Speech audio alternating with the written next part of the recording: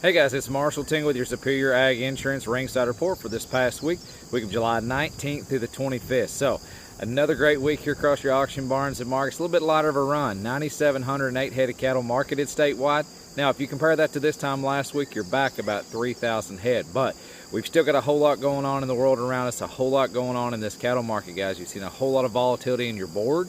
Your cash market is drastically softer, guys. You had your cattle on feed report come out there Friday. And then you got the word that they're going to open the borders back up to start receiving Mexican cattle here in the next 30 days. So all those things combined has softened up this cash market just a little bit, guys. And I'm going to give you some comparisons of this week versus the week previous to you guys. But as a whole, we're going to call your feeder steers $5 to $8 lower across the board.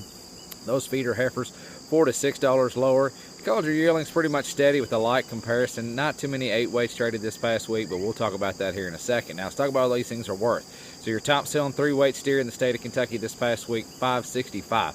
But here's what I want to do just a little bit differently this week that I'm done normally. I want to give you this past week's comparisons to the week previous, and you can do the math and the drop there in your head, guys. So your 4-weight steers, last week we're going to call them 466 to 485 there as an average. The week previously you're looking at 473 to 491. Now your 5-weight steers, 412 to 4 1/4 this past week. Previous to that, 440 to 452. So that's a pretty significant drop there on those 5-weights. And the 6-weights, they're the same, guys. Your 6-weight steers this past week, call them 378 to 402. And last week, 389 to 408 there for the week previously, guys. So your 5-weights have really taken the brunt of this.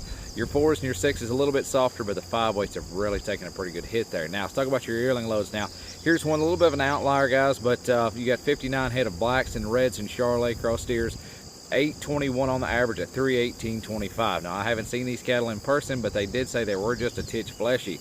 Now, here's 55 head of black steers, weighed 862 on the average, 341.